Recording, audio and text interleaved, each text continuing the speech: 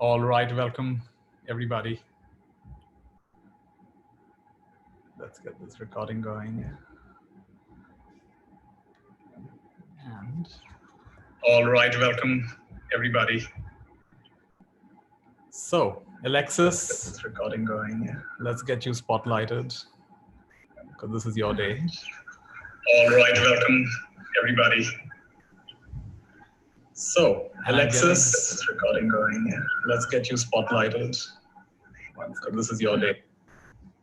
Nithya and everybody. All right, so welcome, Alexis, and warm welcome from a lot of people all over the world, but I think mostly from India.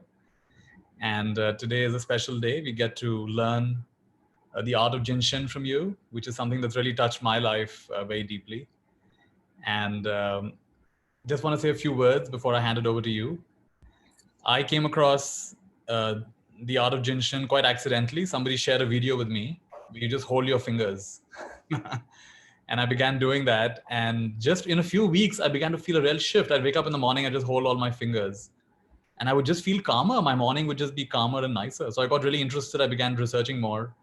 And I came across your website and a few other people. And then I remember contacting you and coming to the US, because I do come to the US sometimes. And I met you in actually the same place where you are right now in your institute, which is in New York City. And I remember getting a lot of guidance from you. You even gave me a session. And then I went for I think a 5 or 6 day session somewhere in the middle of the US. And I learned this teaching. And it was wonderful to keep in touch with you the whole time. And you gave me such a lot of guidance. So for me, this has been one of the really important tools because I found it really immediately activates the parasympathetic nervous system, the relaxation response, the healing response. And whenever I've used it for myself as well as for others. In fact, recently we've had a 21-day program where I introduced this. And a lot of people were very, very moved by the experience of just holding their safety energy locks, which I'm sure you'll be talking about. So essentially, this has been something that touched me, and whatever touches me, I like to share with others. And I'm so happy that you've been willing to come on and just freely share your depth of knowledge with all of us in this 2-hour session. The way we've planned it, the first hour, you'll be sharing about yourself and this teaching and the basics of this teaching. And the second hour will be for Q&A. And I'll be moderating and I'll be taking on the questions. And so it'll be a chance to both learn the basics as well as learn from the challenges people face, because some of the challenges will be common to many people. And hopefully somebody or the other will ask the question that you have. And then of course, beyond that, how you can be in touch with Alexis and how you can continue this learning journey. So very happy to have you. And Alexis, just one more thing I want to say is that whenever you've done a session for me, it's like I've gone into a timeless space. It is really a very deep space. And I just come back like, I don't even know how much time went. Was that 10 minutes or was that 1 hour? I just don't know. So that's the magic of this art. And so happy to have you. Welcome. Please take it from you. Thank you so much, Nithya. I'm really honored to be here. And I'm honored that so many people joined and wanting to learn about the art of Jin Shin and helping themselves. And I'm in New York City, as you can see behind me. We have the buildings and the taxis and the sound and noise and everything. So you'll get a little slice of New York as well. And so this is where my institute is, Jin Shin Institute. And whether there is drilling or not in New York is so noisy, we always find this peaceful space when we start to harmonize the energy in the body. And we come to this same place as if we were sitting on a mountaintop somewhere. So that is just wonderful. And I think that's what Nithya was talking about, the experience of when you are harmonizing the energy in your body, how it really becomes one with consciousness. And so today I will share with you some practical guidance on how to practice. It's really simple, and that's one of the wonderful things. So I just want to tell you what it is first. It's a form of energy medicine, and it's similar to acupressure or acupuncture that most people have heard of. The difference between acupuncture and the art of Jin Shin is that we use our hands. And so it's really easy to apply on ourselves. And as a matter of fact, if you think about it, very often we are holding something. Subconsciously, we're holding a finger or a shoulder or an upper arm. And these are all locations, we call them safety energy locations, that we are working with. So the point is to get, when we get our energy in harmony, the body can function optimally and heal itself. And so by using this practice, that's exactly what we're doing. So it's very powerful and effective. And I just want to tell you a little story how I came to it myself, which is 30 years ago now. And I came from the Netherlands to New York to become a dancer. And then I was practicing and dancing really hard, and I developed this knee injury. And a friend of mine who had multiple sclerosis, he went to see my teacher, Philomena Dooley, the woman who became my teacher. And he said, I really want you to come and I want you to see what this lady does. So after his session, Philomena asked me, so what's with you? And I said, I have this knee problem. And she said, wait a minute, we don't call them problems, we call them projects, because we work with them and they're fun to work with. And she took a good hold of my little toes and squeezed them. And she did another hold on my knee. And the next day I was able to go back to rehearsals. And so she said, I'm teaching a class next week, why don't you take it? And so I went in completely cold. I really had never heard of movement of energy in that sense, and certainly not been exposed to it. And when I took her workshop, it just changed my life. And really what changed for me is that for the first time, I really had the experience of feeling like I was part of something bigger than myself. And this is very much this connection to consciousness. And I think in the ancient traditions, Ayurveda, Chinese traditions, Indian traditions, you are really more aware of it. While we in the West, we really had to learn all about it. So Jiro Murai, he's the originator in Japan who really put this system together. And then Mary Burmeister is the lady who brought it to the West. So Mary Burmeister really brought in a lot of the philosophy of the art. And so when we go through some of the material, you will see the philosophical aspect, which is really the part that drew me into it. So for me, it became a lifetime study. And every time I place my hands on somebody, I am still learning. And why? Because everybody is different. Each individual comes in with a specific project. They usually come in with a symptom. And then I have to ask, myself and the person, and why is it there? So we go to the cause of the project. And that's why the Art of Jin Shin is so dynamic and so effective. And like Nithya said, receiving a session is really wonderful and feels great. So I want to ask you, and I want you to reflect on this, why does our body get out of harmony? Why do we get dis-ease or disharmony? And this is something very important, so that it's not when people come to me like, fix me. It's really important to be involved yourself and to go on a journey of really getting to know and learning how to help yourself. And whatever we can build up in the body and whatever symptom we can build up, we can also break down. So I think by now you probably am asking yourself, okay, why do we get out of harmony? And one of the reasons is lifestyle related. How we go about in life, how does environment affect us? How do daily stresses affect us? How do our relatives affect us?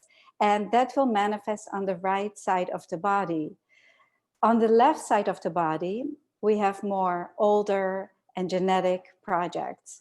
So just now going inside and thinking about your own body, do you feel you have more projects on the right side or a tendency to have them on the left side. So that already tells you something. The left side tells you more about ancestral energy, which is energy of generations. It can be, what do we come into the world with? Or an older trauma that happened maybe 20 years ago.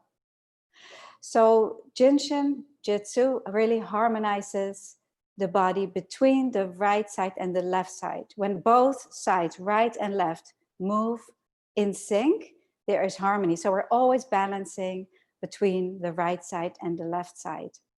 Now, how we do it is we have 26 safety energy locations, which I will ask Nithya to put up in a few minutes.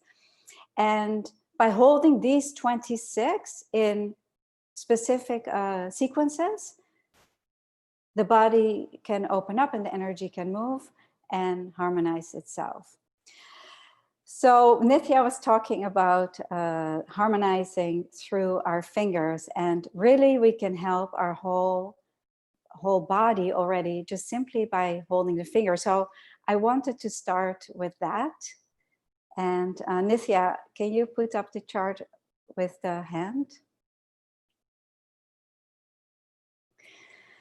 So the concept is that when we have an emotional, when we have a feeling and we don't process them, they tend to get stuck. And when emotions tend to get stuck, they may burden the body. And so it's very important to harmonize our emotions. And we harmonize each of our emotions by holding the fingers. So let's get right into the practice of it. When you hold your thumb, you're helping to harmonize worry. And another beautiful thing is that Jinshin Jyutsu is really an innate part of us. If you look at the thumb on the chart, it helps the stomach energy and it helps the spleen energy. So it helps our digestion and it helps worry. So when you watch a baby, very often they take their thumbs and they put it in their mouth. And so they're naturally helping their digestion, and they're helping to self-soothe. And often the parent takes out the thumb and we put in a pacifier. So you're actually disrupting this natural pattern of harmonizing the body and the power that we have to harmonize it with our own two hands. So everybody just hold your thumb and just be aware of the breath. See what you feel, observe what you feel. If you feel your body calming down a little bit.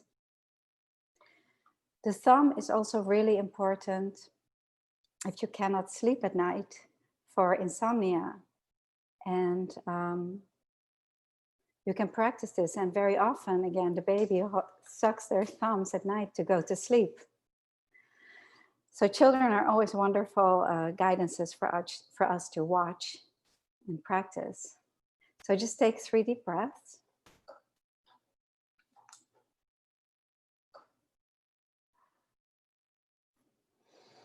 So above each finger, you see that it says depth 1 and depth 4 and depth 3.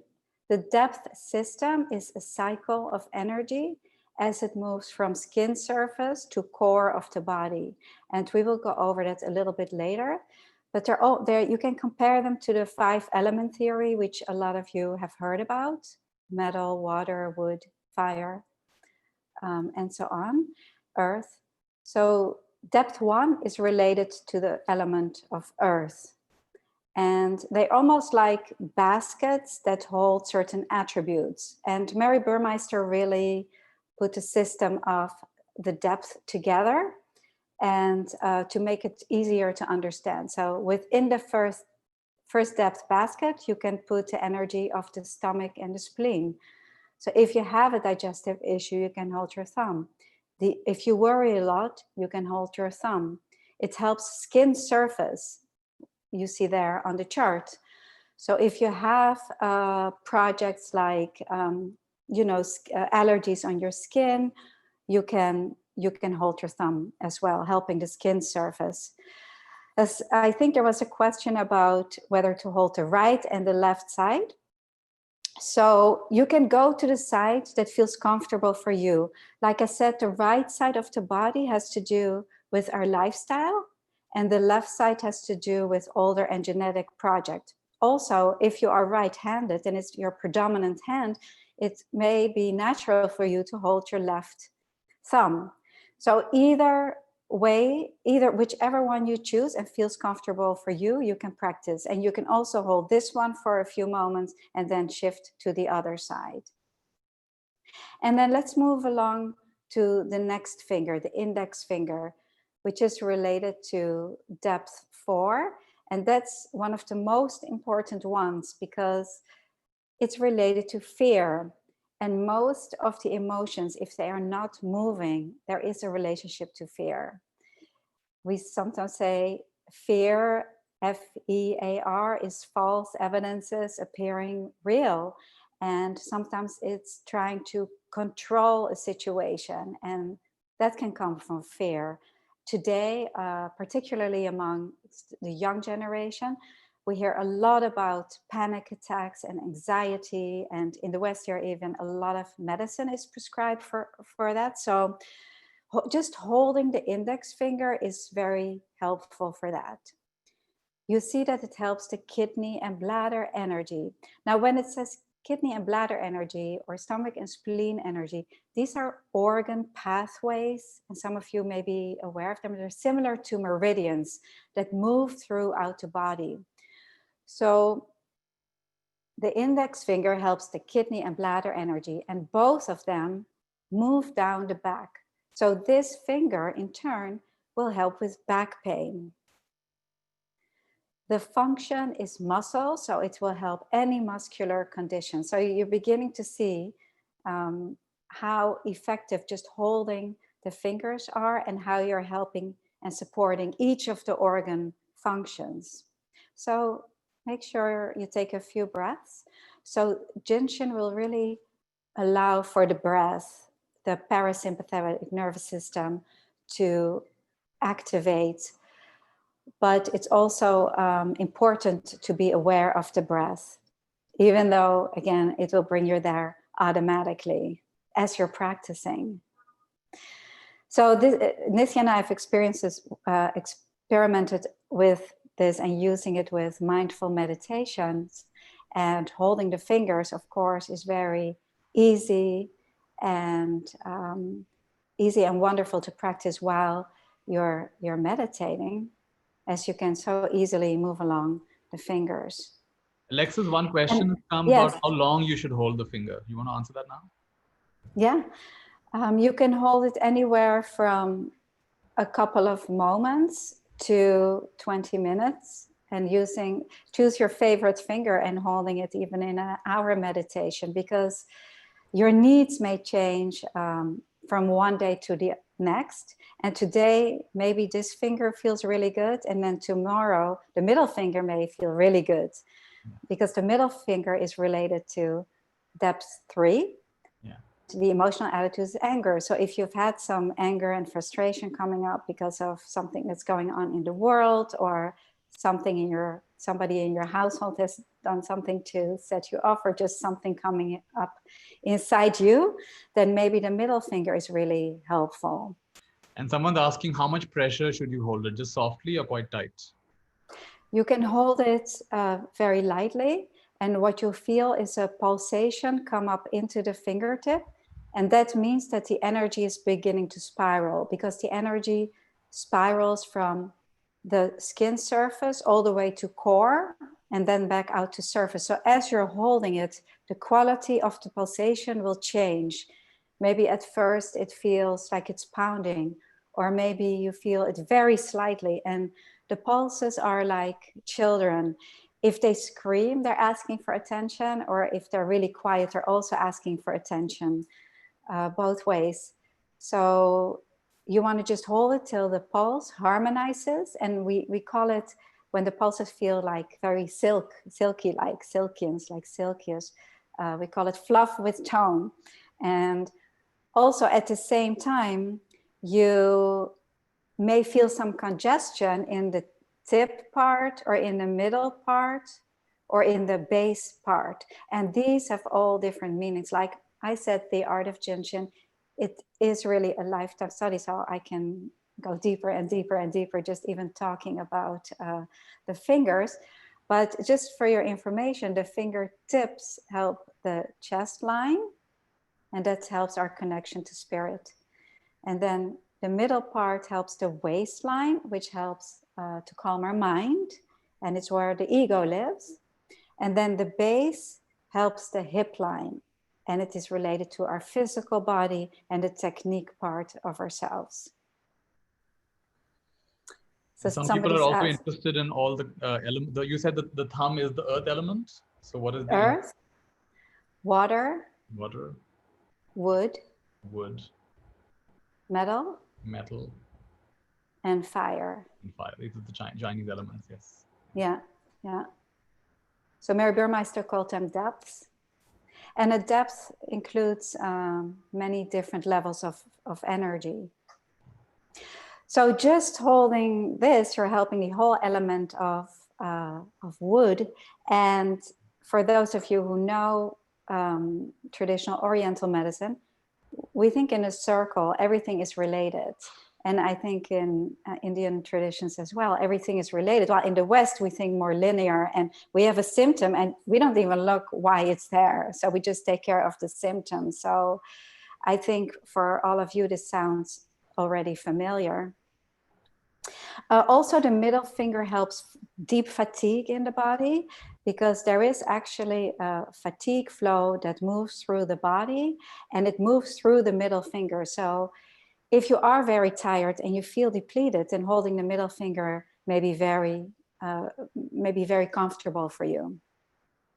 So I'm just going to hold the other finger for a moment. As I'm talking a lot, I feel that my right side gets to be more in need. What I said, it's like the doing, it's talking, it's when you're active. So I'm just going to harmonize the right side for a moment. And then moving along to the ring finger, helping depth too, and helping the lungs and the large intestine energy.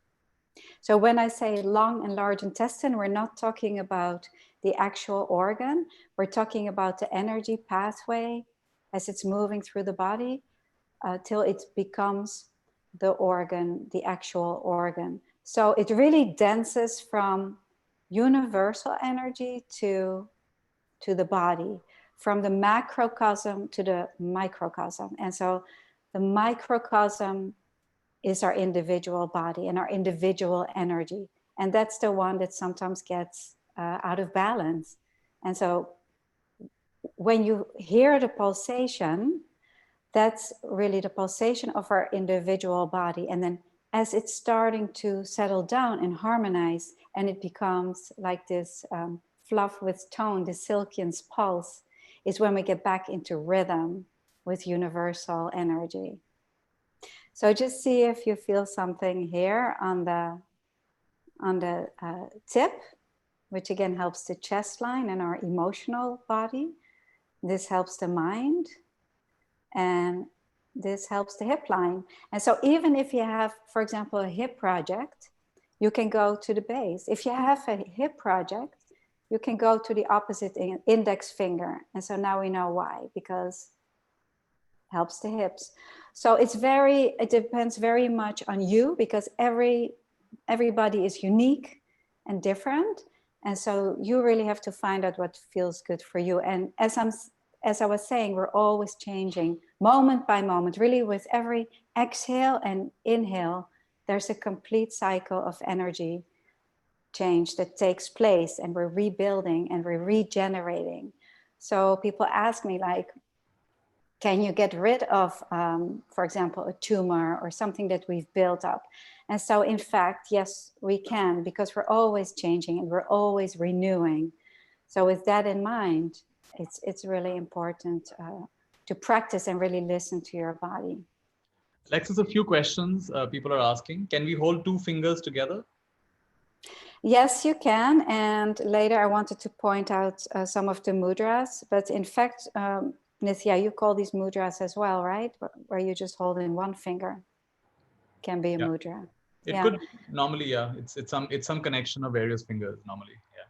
Yes, yes. So yes, we're holding sometimes certain fingers at the same time. And for example, sometimes you see a baby and they put these fingers or all three or their whole hand in their mouth, harmonizing all of these energy levels. So yes. And also Jin Shin is really, it's an art. There's a vast technique to it. But finally, when, you know, the more technique you understand, the more freely you can practice the art. But if you start by just holding the fingers, there's already so much to explore and in practicing the art. And so you be the artist. That is really wonderful. It's a creative process. So Another we quick always question. be Yes. open. Yes. Another quick question is, how many times in a day should we do it? Is there any specific time that we should do it? How many holds can be done in a day? That kind of question. Mm-hmm. I mean, a finger you can hold at any time during the day when you're waiting somewhere or when you're meditating or when you're sitting talking to a relative, you can be holding a finger. And I will go over a sequence later with you that you can do early in the morning because it sets you up for the day. So again, see what feels good for you.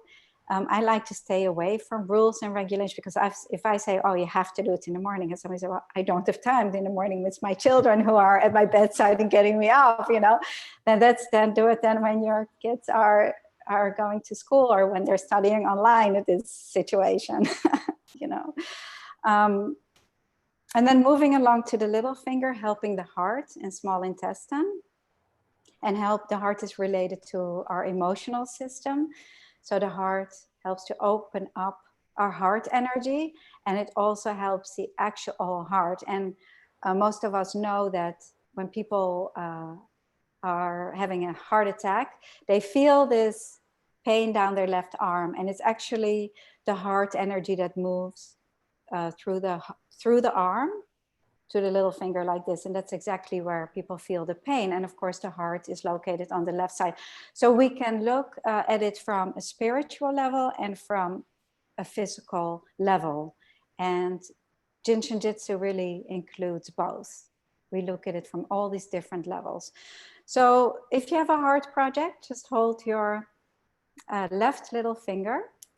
And Jin Shin also really works in an emergency, and I've applied it many times on airplanes where people would faint or people had deeper projects than even just fainting, people collapsing, and I would use it in an emergency and they would always come back and be okay after a couple of minutes. So that's really fun. I mean, you know, my son had called me from college and said, Mom, my friend had collapsed and he's unconscious and what can I do? And then he was just holding the back of his head. And by the time the EMS came, you know, the guy was okay. So even if you have very little knowledge, you can start to apply it after today because I'm going to give you more information. So in any case, the little finger you can use in an emergency as well. And then moving to the palm of the hand. And the palm of the hand is very interesting. It's all inclusive. And you can hold it like this, or it's also our prayer position. And there is actually a beautiful mudra, which I like myself, where you fold your fingers and you hold the middle fingers up. So you're getting, if you look at the depth, you're helping the third depth and you're helping the sixth depth.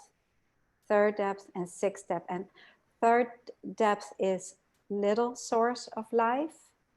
And sixth depth is big source of life, which means that little source of life is really where the formation of our body begins, and big source of life is our connection to consciousness. And so with just this simple hold, we're connecting our body to spirit.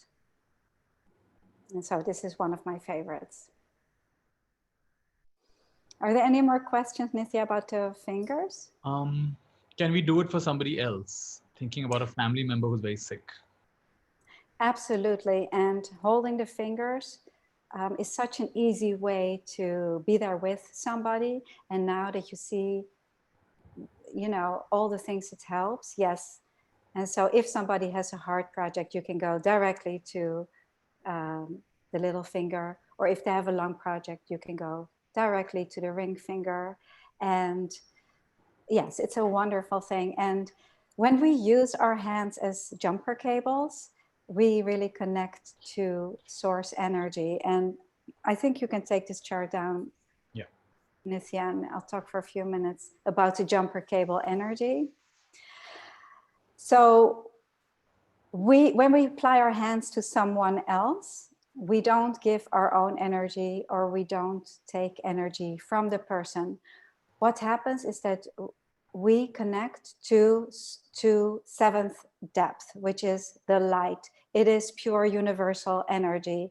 And I think, Nithya, when you meditate and when you practice mindfulness, we tap into that, right? That brings us to a place of being connected to source. So this is what we use when we apply our jumper cables. So our intuition comes in, and we are an open vessel. So we are not the source itself, but we are an open vessel, so that we can just simply facilitate the healing. We are not doing anything, and our ego gets out of the way. So there's, you know, for me as a practitioner, I listen to the pulse of the person. There's 12 in each hand. I mean, there's 12 here and there's 12 here, and then they each have different textures. And so there's many different layers I listen to. And I also listen to the words that the person said. So the first level, the highest level spirit, is the pulses. They tell everything.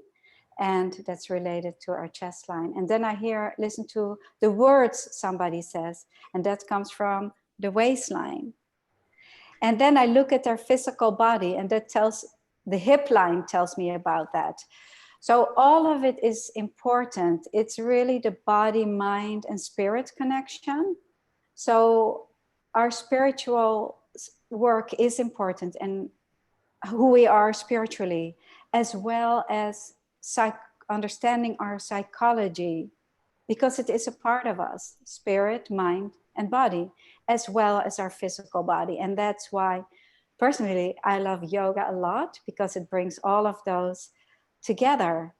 It's a spiritual practice, and you're also moving your body, and we calm our mind. So it really brings together all of it. And the same with the Art of Jin Shin. Now, sometimes you will hear Jin Shin Jyutsu, and I like to call it the Art of Jin Shin.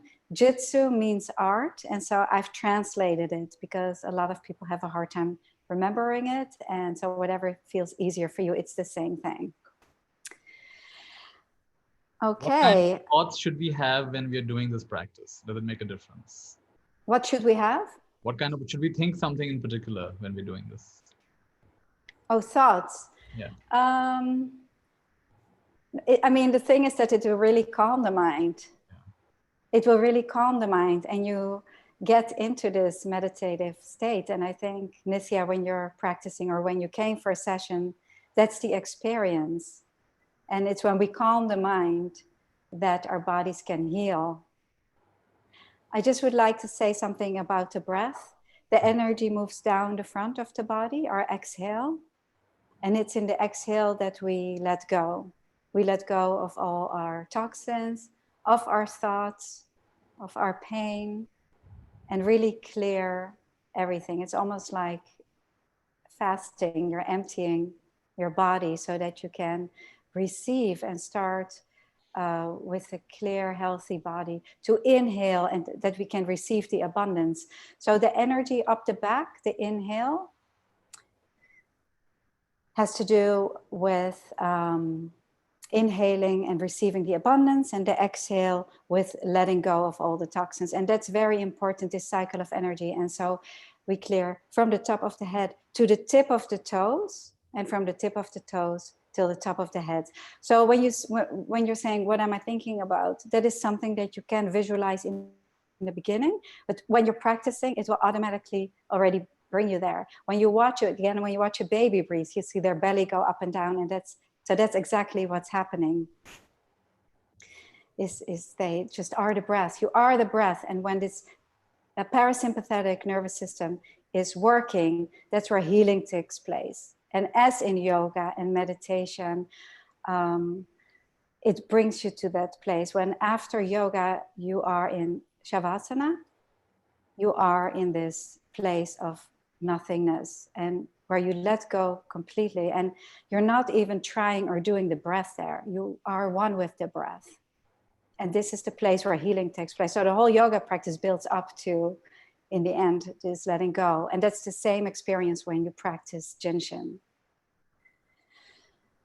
Beautiful. Okay, let's move to, I want to do a practice with you that I do every day. It's called the main center source. And it's the one really before, that is really, it's really pure energy. Yes, it's that one. It's pure source energy and it helps the entire endocrine system. And as we're moving through this, you will see that it covers all the points that are the same as the chakra centers, the centers of energy. And so that's really wonderful that all these modalities and ancient traditions really overlap and that they come back in different traditions, because this modality again comes from Japan, but they're the same centers we use. So if you can make yourself comfortable and lie down, or I'm going to do it sitting up, and you place your right hand on top of the head. And so I'm going to talk you through it, and then I hope that you will use it every day.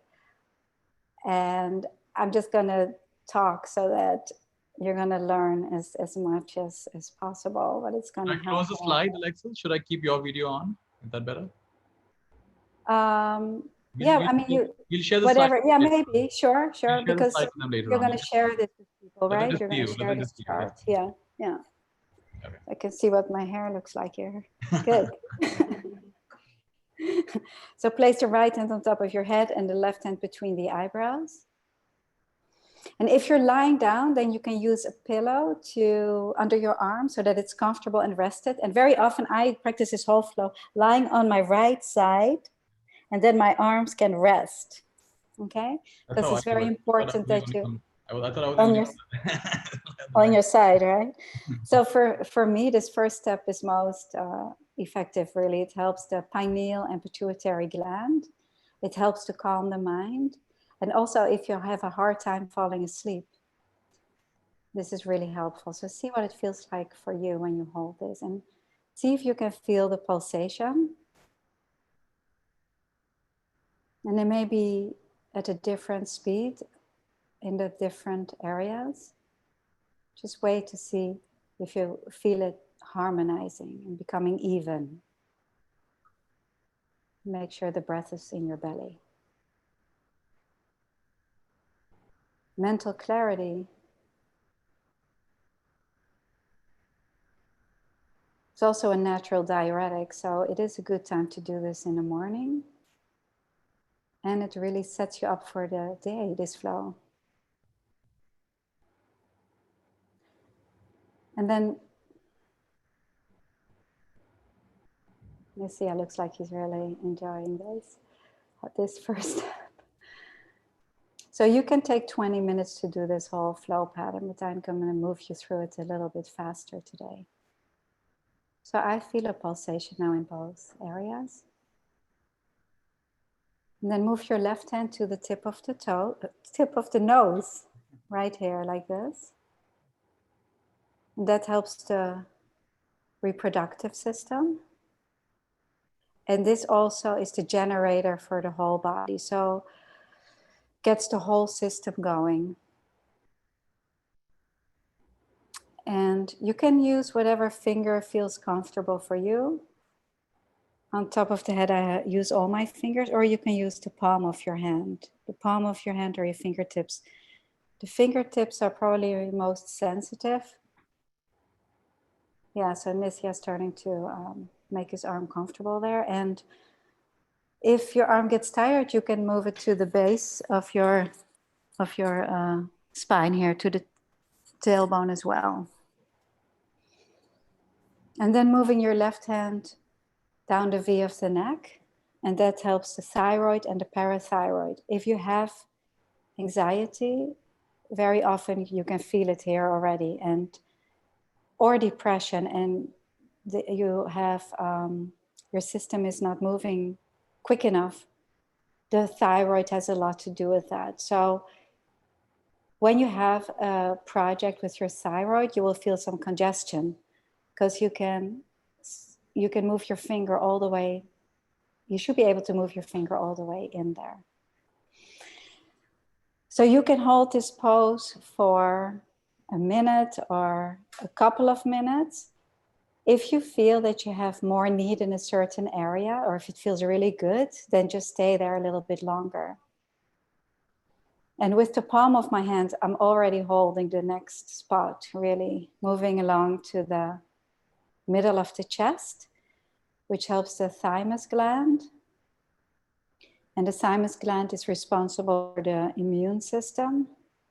And it also helps to harmonize our emotions and our feelings. So again, when the feelings are good, it's just when they get stuck is when they tend to take a seat right here.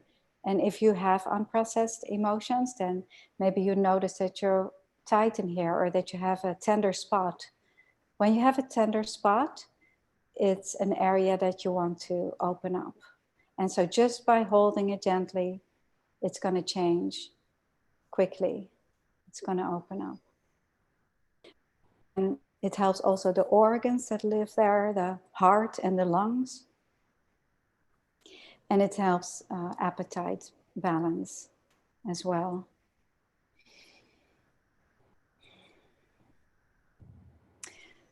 So the way you identify a tender is you go a little bit deeper and you may feel some sensitivity there, or you may feel that it's a little fuller or empty, or these are different qualities in the body that you can feel. Later when we look at the locations, it's maybe a little bit easier to feel, but often you can feel that people have a tight spot here. Or if you work with computers a lot, some people even have like a little cord there. And today a lot of us work with computers a lot, doing all Zoom meetings and studying online. So that can take a seat right here. And then moving along to the base, at the bottom of the ribs, right here. That helps the adrenal glands, and it helps our parasympathetic nervous system. This really calms down the sympathetic nervous system, which is our fight and flight. And this really brings in and harmonizes, allows for the parasympathetic nervous system to kick in. And it also helps the organs that live here, the stomach, the spleen, the pancreas, and the liver and the gallbladder.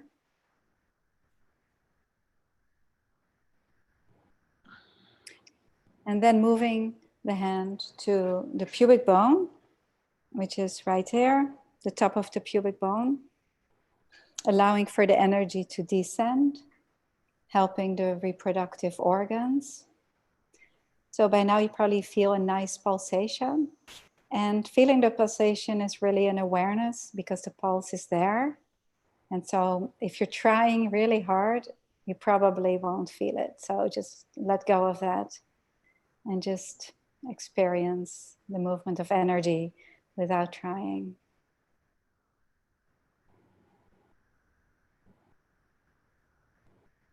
And then the right hand comes off and goes to the tailbone, like here.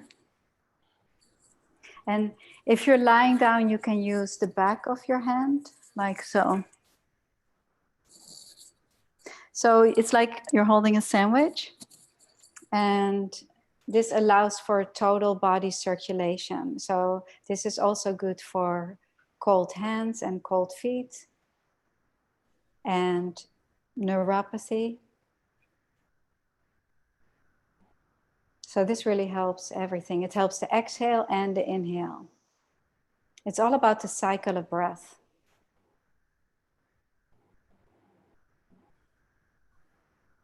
And so this flow is for daily maintenance, really. Even if you wake up in the middle of the night, and some clients report it, and I practice it myself, practicing this flow will really put you back to sleep. Are there any questions about this? I think you answered some of them. How do I identify Okay, at the spot? You said you just touch it a little bit more deeply. Should I do deep breathing, deep inhaling? Someone's asking. Should I deep breathe deeply at this time? What would you say about that? Yeah, the thing is that you don't want to get into the doing and the trying to. That's the whole point. It's really just allowing the breath. So sometimes I ask people to breathe, because if their energy is not moving, it means that they're holding their breath. And so you want to bring awareness to it rather than doing really big breathing. And sometimes for a few breaths, that's really nice to do a nice few couple of exhales. We start with the exhale because that's the letting go, so that you can receive the inhale. So no trying and doing. And by the way, the doing burdens the right side of our body and our lifestyle. And then the trying to's burdens the left side of the body. How do you distinguish trying and doing? Doesn't that's normally the same, right?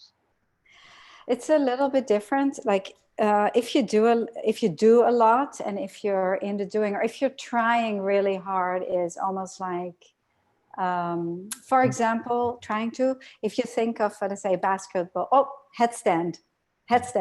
If you try really hard to get into the headstand, there's no way. You can't find the balance, right? But if you allow to go in it, then you can find and create the balance. So that's like trying to. If you try to, it's not going to go. Or putting a basketball into a hoop.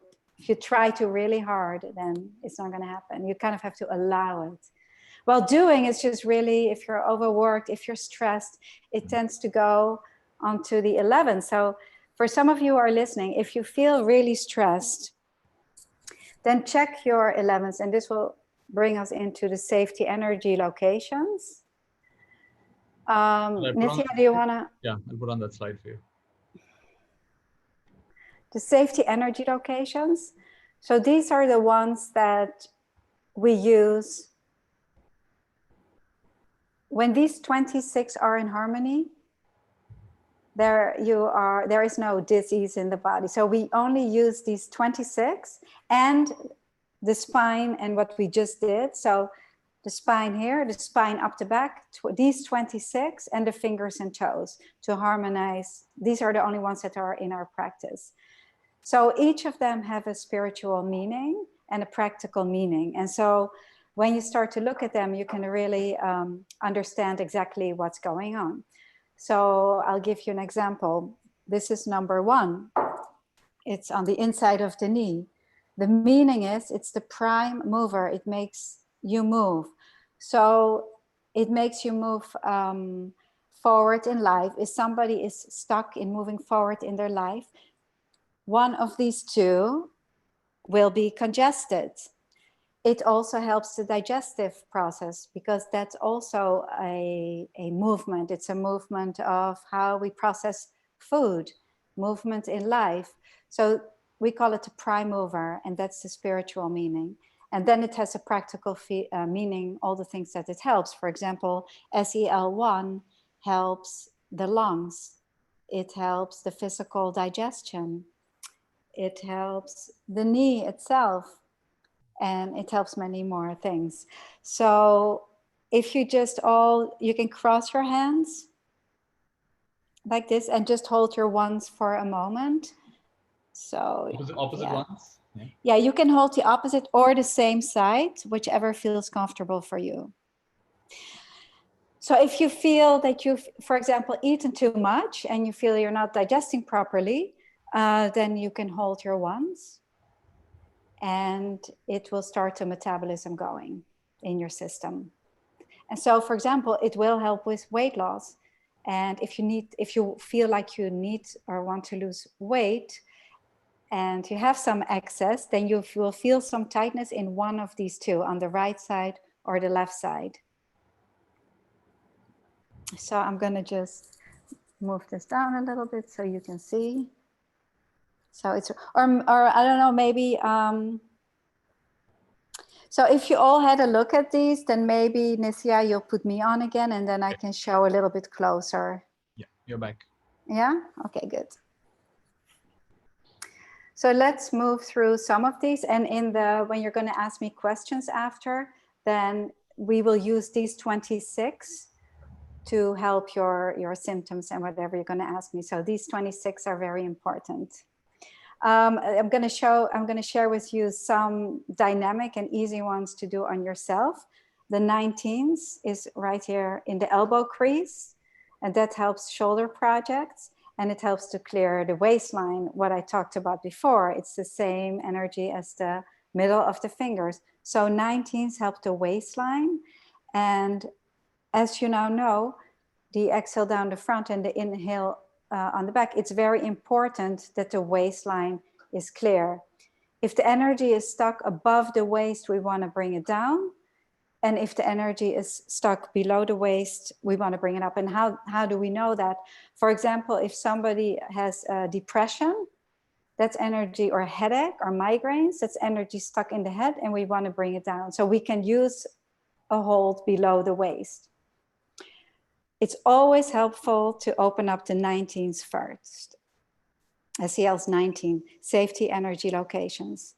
So safety energy locations. So I'm just going to give you another option. Just check your shoulders as well. And maybe you want to hold one of those. Okay. So already just experiment with it.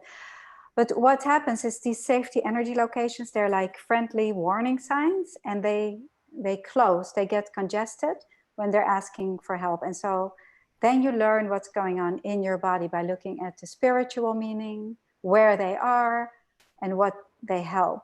And so again, it's really bringing awareness to what's going on in your body. And so, okay, again, see which one feels tighter, the right or the left? Is it more lateral or is it closer? If you have a shoulder project, you may want to go a little deeper to SEL3. SEL3 is located here and is responsible for the immune system. So that's a very, very good hold. You can hold it with a mudra. So all of these poses and things are in my book, but Nithya will share also these 3 flyers, so that will start you right away. And there's never a time where you cannot practice the art of Jin Shin from now on. So, okay. I thought, where are we on time? Yeah, if you want to take, we thought we'd do the second hour for personal projects. If you want to take another 6-7 minutes to summarize, then, or if you want to get into projects right away, whatever you like. Okay. I would like then to talk about because when we go into the questions, I will use the safety energy location. So I'm going to leave that now. Okay. Yeah. Can you put up the mudras? Yeah, I'll get the mudras 1 second. So the mudras are wonderful because they really help their spiritual poses, really. And so Jeremiah, the originator, used these when he was terminally ill himself. He used these mudras that I'm presenting. There are actually 8 of them, but I will share with you 4 of them. He used those, meditation and fasting, and he healed himself. And it is after this experience that he had that he decided to devote the rest of his life to the research and practice of what he called Jin Shin Jyutsu. And so the mudras are very powerful, and they are really the beginning of Jin Shin Jyutsu. So the first one is holding the middle finger, and we already did it in a different way, not bringing awareness to where you place your hands, but now we're holding the palm side of, in this case, of the left middle finger. But again, see what feels good for you. If maybe the right side feels good or the left side. The palm of the hand helps to exhale because the energy moves down the front of the body, which is our exhale, and then up the back of the body, which is our inhale. So always the palm of the fingers helps to exhale.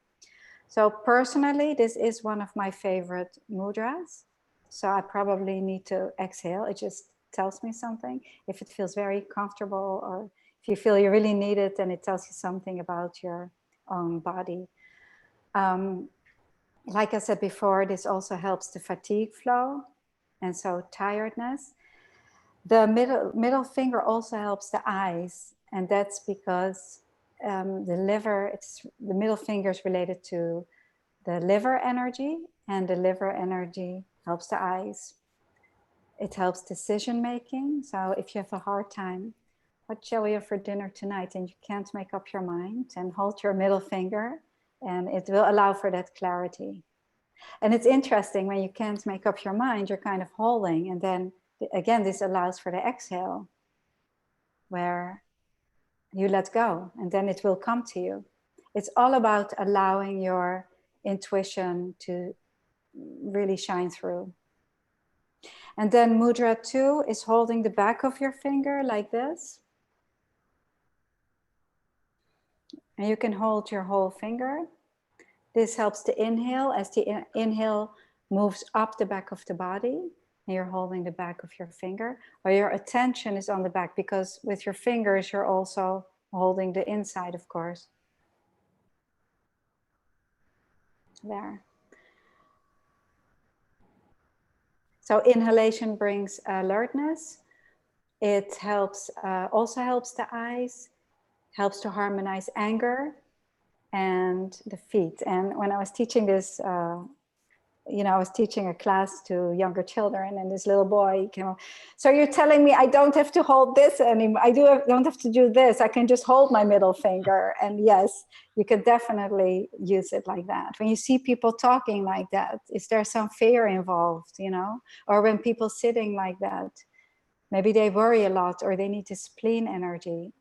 So really looking and understanding at your body, you can learn so much. All the answers are in the body, which is also wonderful, because that's very empowering, that we can find all the answers in the body. And okay, so we'll take this question in a few minutes. But Nithya, I sent you 2 more mudras, right? Yeah, let's go to the next one. Okay. So these mudras, you can practice them one at a time, but they are not in sequence. They really stand on their own. So you're holding with your thumb, you're holding the little finger, the ring finger, and part of the middle finger. You can hold the whole thing too, but if you want to be really precise, because this helps ascending energies, this helps energy to ascend, and this helps energy to descend. Let me just click on your video again so they can just see you, perhaps. Trying to get it back. Oh, okay. Yeah. Yeah, so now you can show them. Yeah. So when you hold the middle of your finger, as I displayed it in the picture, you're helping the energy to ascend. But it's interesting, because we also know, since it's the palm of the hand, it helps the energy to descend. So there's always this energy movement of ascending and descending going on different levels at the same time. And that's also why Jin Shin is so powerful, because energy spirals from skin surface to core, and at the same time is ascending and descending the body. And then we apply our hands and we send it in a different direction again. So there's all this energy going on at the same time, which we don't even know about. That's really the work that Jeremiah did for us. We don't need to understand all of it. And that for some people, it becomes a lifetime study. Like for me, there's so much to learn. So if this one feels good to you, then you can practice this. Of course, that then also helps the heart and small intestine, and the lung and the large intestine, as we went through the individual fingers. And people were asking about a combination. Yeah, so here they are. And then holding the back of the hand, helping the inhale. And then at the same time, the inhale helping the ascending energy to move up. And at the same time, helping descending energy, because this helps descending energy. So you see how always this movement is going on of ascending and descending. And so there's nothing that we have to do. We just allow it. Should I get them back to the slide, or you're just going to show them the last one? I think this is the last one that I wanted to present today. There are 8 in my book, and they're all wonderful. And like I said, some days you feel more like one, and some days you feel more like the other. So, all right, let's go to some questions, and then I can talk a little bit more as they come up. Just 1 second. Yeah, so here you see that it helps on an organ flow level. So when you looked at the finger chart, you see that it's helping, for example, the stomach and spleen energy. And so you're helping many different things and all these different cycles of energy. Mm-hmm. All right, so let's take questions. And I know there are lots of projects people have. So what I'd like to do is just to take, on my side, I'll just try to look at as many different projects people that I can come up with. And then I'm sure there'll be commonalities because different people will have some commonalities. And Alexis, along with what you're, because I know you've told me that it's like Jin Shin is not so, okay, for this, what do you do? For this, what do you do? It's really an art. And you've told me that it's really for, while you can give some general indications, it really has to do a lot more than just touch this point. So if you can also point them towards generally how they can later on also be in touch with you and for any specific problem, then that will also, I'm sure it'll help. So let me just see what I'm finding. Yeah, go ahead. You're saying me, Alexis? Yes. So someone is talking about cervical pain. What? Sorry? Cervical pain. So cervical is, I think it's the neck, cervical. Parietal? Cervical. Oh, cervical. Yes, the cervical's in the neck. In the neck. Okay, so yeah. So I'm gonna teach a quick hold for that. Yeah. So you place your right hand on the neck, on the cervical where it's tight. So let's say it's here. Yeah. You place your hand right on it, and then the other hand you place on the middle of the chest, and you hold it. So you can hold it for 20 minutes. And because this allows for the energy to ascend, because as I said before, on the back, it helps the energy to ascend. And then this allows for the energy to descend. So you're moving the energy through this area. All right. How is this different from acupressure, someone's asking? Mm-hmm. I studied acupressure a little bit myself, and I think one of the big differences is that, how shall I explain it? We are using universal energy to harmonize the organ flow patterns. And that's how it's a little bit, it's partly philosophy and it's partly work. We're using source energy to mobilize the energy pathways, or what you would call the meridians. And that makes a big difference. So you're not just executing the work, but it really has to do something with this jumper cable energy, which makes it very powerful. And also how it's different is that we have a whole level where we have 2 textbooks, and one of them is where the energy is not manifest yet. And so this is a little bit of an advanced question. And another thing is that we just use these 26 safety energy locations, where in acupuncture and acupressure you have many different points. Also for each, one more thing, for each project, it's very, very specific and complete how we treat it. And that's why it's so effective. And this is where it's also a little bit different from Reiki. Reiki is a very general treatment, and Jin Shin Jyutsu is very, very specific. So it's the technique behind it is vast. So listening to the pulses, looking at the body and all of that, and then bringing the art in. So it's not random, it's very specific. Yeah, that's something I don't think you emphasize, but one of the main ways you diagnose in Jin Shin is to feel the pulses, isn't it? You figure out at what depth and at what level and what's. So actually, when I come to you, you often don't even ask me what's going on. You just feel my pulse, and then you know what to do. Yes. Yeah. All right. Then we have a similar question, advise what to do for cervical pain in neck, shoulder, also going up to the arm. So would it be the same thing or something different when it's going up to the arm? I mean, for this person, it's probably a little different. It could be that it's the middle of the neck when the pain goes into the arm, related to SEL12. So we have the main center source energy, this flow that we did, moving through the spine.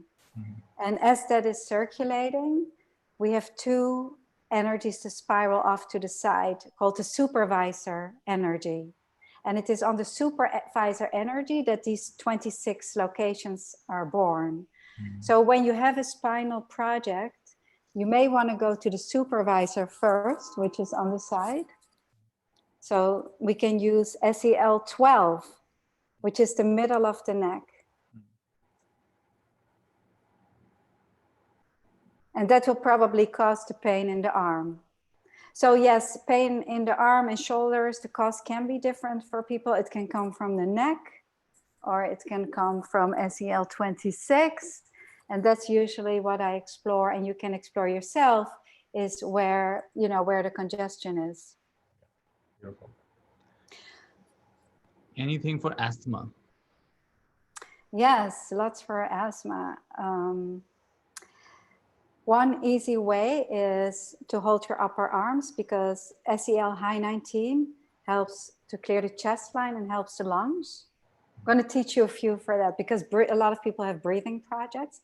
And so for the person who's asking, I would like you to explore which side feels tighter to you, and then hold that side. So the lung energy comes out here for a moment on the back of the arm. So with your fingers, you can hold the back of your arm. And if you have a lung project, you will feel some tightness there. And then with your thumb, you can place it on the inside of the arm. And so when you're holding the tighter side, and that may be different for different people, then you take your other hand, you hold the tighter side, and with the other hand, you're holding the opposite inside of the thigh, like here. Yeah. Lola, am I ready to talk? Is it driving?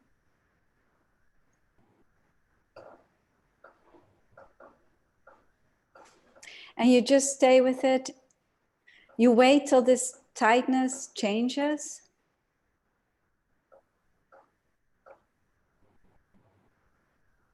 Until it dissolves.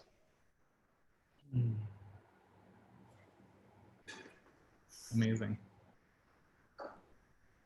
Anita is saying, I've been experiencing complete numbness in the big toe and the toe next to it of the right foot for the last several months. Can you please advise? So numbness in the big toe and the toe next to it of her right foot. Okay, a few things, because I don't know whatever else is going on, but somewhere in your body, of course, is the cause, why it is there. So I don't know if the person has digestive projects. I'm thinking meanwhile, because the stomach energy, it could be if digestive projects. Let me see if I can find Anita. The stomach energy moves to the big toe and the toe next to it. So I'm thinking which energy pathways Anita, move. do you want to speak? I'm just unmuting you. If you want to speak, you can come on. You'll have to unmute yourself as well. Yeah. So there are no digestive issues, Alexis? Yeah. Yes. No. Hi. Hi. Can you hear me? Yeah. Go ahead. Yeah. So there are no digestive issues. No digestive issues, she says. No. Okay. Can you tell me a little bit more what's going on in your body, other than just the two toes that are numb? Anything else? Nothing specific, really. Yeah, there is a lot of stress. There's a lot of stress. So can you go to your shoulders here, and probably on the right side? Does it feel tight there? One of them? Yes. The right side? The right side, yes. Okay, so I think it's important to open it up, because The spleen flow, the toe flows, liver, kidney, and spleen. Liver and spleen move through the big toe, and they move. When they move up from the toe, they move through the shoulders, and so it's important that that is open for the spleen and the liver flow to move up. Okay, so start with that, opening up the 11. By just holding it? Yeah. Yeah, and wait till it gets soft. So it may take you a few days. Okay. If you say stress, that can be the cause for an 11 to lock, to close. And so then the toe flows cannot move up and they cannot finish their cycle. And also the exhale, of course, all the way to the toes, to just be aware, to send the energy. When you exhale and let go, and when you are under stress, often what happens is you inhale and then you don't let go. So, but work with the 11s. One more thing also, there's a relationship between the toes and the opposite hand. So you can hold these two fingers on the left hand. If it's on your right foot, you can hold these two fingers. See if there's anything going on in there, in these two fingers. Okay. Yeah. Great, Anita. Thanks for Okay. Thank you. Thank you so much. Welcome. Let's see what else we have. That's why I have these one-on-ones, because I know, because I can tune into people exactly. and Some things really require more. Do your feet have to be grounded when you're doing these Jin Shin Jyutsu? Is one question. I mean, sometimes you're lying down. Yeah. It's just very, I mean, do we have to be grounded only with the feet? You know, our poor little feet. So you can also be lying down and be grounded. Yeah. So just be grounded and be the breath. And that is good. Okay. By grounded, you mean just feel that connection to the earth. You may not necessarily be touching the ground. Yeah. All right. Absolutely. Someone wants to be reminded, what are the different depths? What do they represent? Depth 1, depth 2, depth 3. Oh, well, the depths are a huge subject, and sometimes it takes quite a while to understand it. But the depths are like they're like baskets that house all these components. For example, if you worry, the emotional attitude. So if you worry, you can put that in the basket of depth 1. The stomach and spleen energy are in depth 1. The skin surface, the function, containment, they all also have an astrological sign and a flavor and a smell. So for example, if you're craving sweets a lot, that has a relationship to depth 1. And so instead of eating a lot of sweets, you can hold your thumb or give yourself a spleen flow to harmonize depth 1. And so it's always the body that's talking. If you see people putting a lot of salt on their food, it's related to depth 4, which is depth 4, the flavor is salt and relating to fear. So that's the concept of the depth. It's like a basket that houses all these attributes. Great. I think I've also heard that a lot of women are facing hormonal imbalances these days. Do you have anything that you can share about that? Yeah. Again, the right shoulder and making a ring with your thumb over your ring fingernail. That's very nice for hormonal balance. And also SEL 23, which is the middle of the back. Here. The middle of the back also helps with hormonal balance.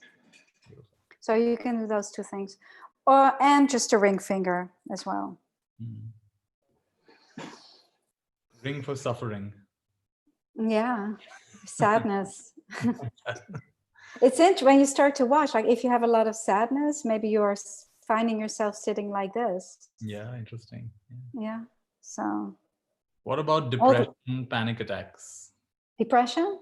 Yeah, chronic depression and panic attacks, someone's asking. Well, then I would look at depth 4 and the bladder flow. The bladder flow starts here, goes over the top of the head and moves down. So it clears the head. So when you have depression or panic attacks, you want to bring the energy down. So I'll teach you the first step of the bladder flow, which is you place one hand on the middle of the neck, SEL 12, and the other hand on the sits bone, like here. So it's what you sit on, SEL 25. And that's the first step of the bladder flow. And that was the first step of each flow gets the whole flow moving. So even if you practice this, and then with the main center source, you already know, you make your own routine. And the same, this will help panic attacks as well. Another thing that you can do for panic attacks is place both your hands on the chest and see what feels comfortable for you. If this is more calming or this. This draws the energy in and this brings the energy to the surface. So there's always something, and you can't go wrong with the Art of Jin Shin. So however you practice is right. Sometimes it takes a little longer, but listen to your body and see what feels more comfortable for you. Amazing. And then a quickie, of course, for depression. And I've worked a lot with depression and anxiety, and it's very, very helpful. The index finger, a quickie. Anything for migraine headaches, please? So again, the bladder flow and the gallbladder flow, we're looking at, we call them the phase flows, stomach, bladder, and gallbladder. They begin in the phase and then they move down. So when you have migraines, you want to move the energy down, and the gallbladder energy, which I've illustrated in my book. I don't know if I can find it so quickly. Maybe you can look for the gallbladder flow. The gallbladder flow moves on the side of the head, back and forth, back and forth. So we're looking at that energy and the quick hold. So for the person who's asking about migraines, I'm going to just... Okay, well, first of all, this is the gallbladder flow, and you see how it moves through the face. Okay. Through the head, if it moves through the head, back and forth and back and forth. Can you see that? It's a little hard to see. Hard to see? Okay. Show them the cover of the book back as well. Alexis, show them the cover of the book because they know what to look for. Yeah. So that's available in India actually, and also on Kindle. So that's... Yeah. Yeah, I put a lot of information in this book, but for migraines, anyway, I'm going to show you the quick hold, trying to get up here because I'm going to show it to you like this. On the leg, and you hold the outside of the leg and the ankle bone. So let me move back a little bit. Maybe. Okay, I'm going to show it like this. There, you should be able to see it. So you can do it like this. So you're holding the underneath the outside ankle bone, and on the same line, the outside of the leg. It's SEL 8 and SEL 16. On the same side of the headache. It's on the same side of the headache. So that allows for the energy to go down. So if you are a person who suffers from migraines, then your 8 and 16, you will find a congestion there, a very sore, painful spot. Wow. Okay, a quickie is the middle finger. Middle finger helps the gallbladder energy. Amazing. Thank you. And then menopause.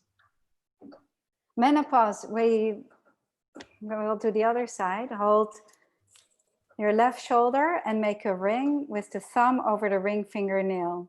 So since it's a harmonizer, it will help all hormonal conditions. So menopause, premenopausal, for periods, for, you know, all different hormonal projects, for men, for women, all of it. Amazing. My son has, before that, we have anything for lower back pain, Raj is asking. Yeah, lots for lower back pain. Again, looking at the bladder flow. So I'm going to show you the first step again, because the bladder flow, so here the sits bone and the middle of the neck. Yeah. The bladder flow moves in 3 lines down the back. So it clears the whole back. From here, moves over the top of the head and then down the back. So helping back projects.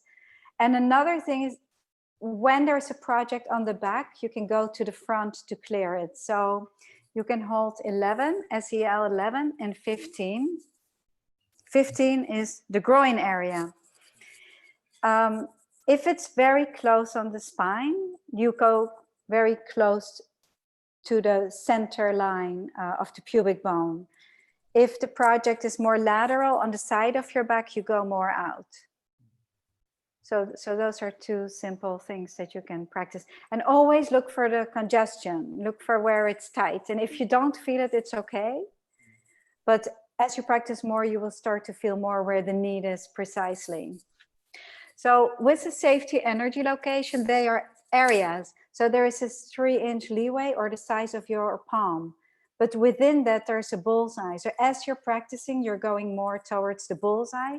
But if you are off a little bit or on the side of it a little bit, it will still work as long as you're in that 3-inch leeway. So you have this whole area that you can place your hand. So Alexis, before I get to the next question, people who want to study this more, the next step would be your book, or do you have some online materials or an online course or a session with you? What would you say is the next step for people? Yes, I think, well, one nice thing, of course, is this book that I put a lot of my my love and passion in, because really that's why I'm practicing, and really I'm excited to share this art with the world because it's so simple and so accessible and anybody can practice. And then another thing is that I offer something called one-on-one, where I do a Zoom meeting for half an hour with you, and you can tell me what's going on. But then at the same time, I have an opportunity to tune in to you specifically, because as I said, all projects, they're individual, and like this lady with the big toe, I have to see a little bit what's going on. So I get a good sense of who you are and what's going on in the body. And, you know, we have a platform, and I think Lola will put it in the chat. We have a platform where I have classes, and I have one with you. Yes. We did a class where we combined mindfulness meditation practice with Jin Shin, and that was really wonderful. Yes. In fact, I think I was a little unwell that day, and you did a little Jin Shin session for me just before the class. It's very dynamic. It's, I mean, instantly I was in action again. It was lovely. Yeah, I mean, try also practice with your children. I mean, my children are college age, and honestly, they are using it. I mean, they don't like to tell me about, you know, that they do, but I hear from the girlfriends and boyfriends that they have been practicing and they're very involved. It's very effective. Some people just got shocked to know that you've got college kids, so now they want to practice. Yes. It brings to life the fountain of youth, that's for sure. Yes, keeps it alive. All right. So someone's asking, his 21-year-old son has type 1 diabetes, and he has 4 insulin injections. Anything that he could do? Yes, I think, first of all, holding the thumb, it's very important to clear it now, because it has to do with the spleen and blood and how we process the blood. And the age is 17 to 23. So he falls right into that age. And it's very important to clear it completely at this time. So I would practice the spleen flow, and he can hold his thumb a lot himself. The SEL23 is going to be helpful for type 1 diabetes. And I'm going to show you the first step of the spleen flow. So for the right side, you place your left hand on the tailbone, and the right hand on SEL5, which is underneath the ankle bone. So this is the first step of the spleen flow, which gets the whole flow moving. So he should practice this every day, and all the other flows and everything that we talked about today is a really nice start. Always the main center source is so important. We'll send them these slides, the ones that you sent me. We'll make sure everybody gets access to those. Okay, great. Yeah, so that, and you can practice the main center source on someone else as well. Lovely. And does your book also have an index? Like, there are so many questions, there's no way we're going to get through all of them. So if in your book, can people go to the index and say, I've got this issue, yes. What should I do? Yes. Yeah, and just remember, it's an art. And as soon as you start to place your hands, the energy will begin to move. So it's very quickly, and you feel results very quickly. Yeah, beautiful. And then we have Someone's asking, how do we press the 26 points? Please show some more. Are you supposed to go through all the 26 points, or what do you do? What are they asking? No, you can use them in combinations. When I talk about the 12 organ flows that are, for example, in this book, they are a sequence of steps. Maybe it's 5 steps to practice the spleen flow. So you can use them in combination. So I've given you some combinations. For example, high 19 and opposite high 1, or 12 and 25, or 8 and 16, which is on the outside of the leg. So we always use our 2 hands. You can use 1 hand as well, but often we use the 2 hands because it's like, again, it's like a jumper cable that you apply. And so I will share with you one more that's very important, and we can go to the next question, but we call this the big hug, and you can all practice this with me. This helps the entire body. So you place your thumbs on the 22s, which helps the exhale, and then your fingers on the 26, which helps the inhale, and dropping your shoulders. And this revitalizes the whole system, 22 and 26. Feels good. So this is a really nice hold. And often you see construction workers holding this naturally because it's helping the whole body. This also helps breast projects and the lymph. If people have breast projects, we see a lot of, or hear at least, a lot of cancer and even surgery, and then the lymph really gets congested. And so keeping this open, and keeping this open for the health of the breath is really important. Great. And a question about Parkinson's and also thyroid. Parkinson's, I've discussed this a lot with my teacher, and she really feels that it was formed in the 2nd month of utero, which has to do with small intestine energy. So you can hold the little finger for Parkinson's conditions, and then the first step of the small intestine energy is the shoulder and the opposite 13. So 11 and opposite 13. That's the first step of the small intestine flow. And thyroid, a lot of people have thyroid issues these days. Also, you know, again, the 11s, because the thyroid is located right here. 11s, 22s, and the V of the neck. So I'm going to show you a quick hold for thyroid. And that is 11, holding 11 and 22 together. If you have a thyroid project, there you will find a tightness on the 22. So 22 is right underneath this bone here. And it can be closer to the thyroid or more lateral, right here. And the shoulder. It's quite a fashionable thing to do, hold like this. Yes, you can walk around like this. People won't know that when you start to look around, everybody's practicing Jin Shin on themselves already. It's just bringing awareness to it. Right. And we naturally know where to go. Yeah, amazing. It's an innate art. We are all born with this. Somebody was asking me the other day that when you give somebody a session, do your hands always have to be touching there are some healing arts which believe your hands should never leave the person. Is that true for Jin Shin, that you constantly be touching them, or it's not true? No, yeah, I feel that it's not true, because once the energy starts to move in the body, when I take off my hands, it doesn't stop moving, it continues. As a matter of fact, sometimes in between a flow pattern, I take off my hands and let it just settle for a moment and then go back. Beautiful. Yeah. I love how sensitive you've become to all of this over time. It's amazing. Then what would be the sequence be for a herniated disc and sciatic pain down the left side? So sciatic pain, again, the 11s. The 11s have to be open when you have sciatic pains, because the shoulders help to clear the hip line. And so when you're talking about sciatic pain, the cause is in L4, L5. There's a project in L4, L5 for sciatica. So first you want to open up the 11s.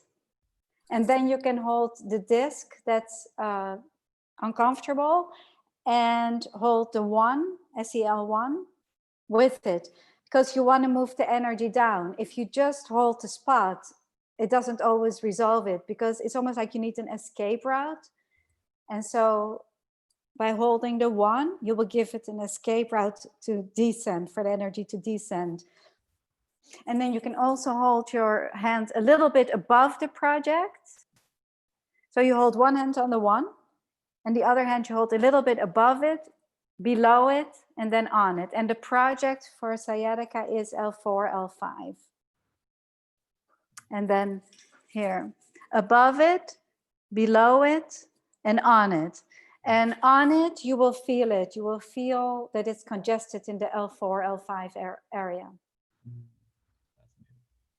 I like how we are asking you questions that you normally go to 5-6 doctors to, and you're answering all of them very quickly. It's so dynamic, and also it works beautifully next to complementary medicine, Western medicine. I work with a lot of people who are on chemotherapy and radiation. It just keeps their immune system up and their blood counts and all of that. So, but yeah, there's a lot you can resolve. And the thing is to get to it with Jin Shin, what we feel in the pulses, it doesn't always show up yet, you know? So if somebody says, I feel something is wrong and the doctor can't find anything, then with Jin Shin, you can clear it.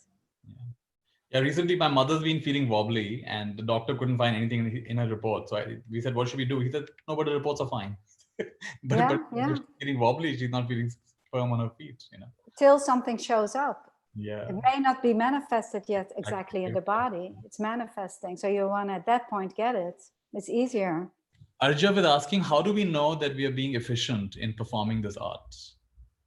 Efficiency. You feel it. You feel it. You feel the change. Observe the transformation. It's incredible. When I work with people, the transformation I see in front of me. Yeah. And for myself, as soon as I feel something, I'll attend to it and you change it. We're always changing. You know, you are your own testimony. That's exactly the thing. Like I was just Alexis, I have a 21-day course going on, and we spent 2 days simply touching all the 26 points. That's all we did. And I got so many messages from people privately and in our group about the kind of shift they had just touching. We didn't even do any combinations, nothing. Just simply touched all the 26 points. And so many beautiful shifts happened. So it's incredible. If you were to be more adept at it like you are, the things that could happen from that. If you use it, it will work. That's for sure. Someone's asking, what about lifestyle ailments like diabetes? You've already mentioned diabetes, but also blood pressure. Anything about the lifestyle ailments? Well, yes. I mean, if you are under a lot of stress, it can shoot up your blood pressure. And so for blood pressure, you can hold your high 19s. Now you're making me want to just practice a little bit, for everybody to just have this experience, because it's important that when you walk away from today, that you will take it with you and that you will make it your own. But the high 19s help with blood pressure as well as the 19s. 19 is right here. And see if you find a tenderness. It's really a self-study, which is wonderful. It's all about you. I think it's also about self-love, isn't it? Yeah, very much. Self-love, self-acceptance. I mean, in a way, you have to self-accept to really also give this to yourself and to allow. And that's with any of these kind of practices. And in a way, you're worth it. Yeah, the strokes we're looking for, like we want other people to fulfill us, but we can a lot of it we can give ourselves. We can stroke ourselves in this way, and we can not be so needy, perhaps. And all the games that we play perhaps will reduce. Yeah. Right knee project, simple Aurora asking. Oh, so we'll just stay right here on the left upper arm. And then we put our other hand on the knee project. Because if you have a knee project, the cause may come from the opposite shoulder. That's because we have another energy that moves through the body from right to left and left to right. And so that's why we hold the upper arm opposite to the knee project. And knee project is what got me into it. And I was able to maintain it always. As soon as I would feel something come up, I was able to clear it. Wow.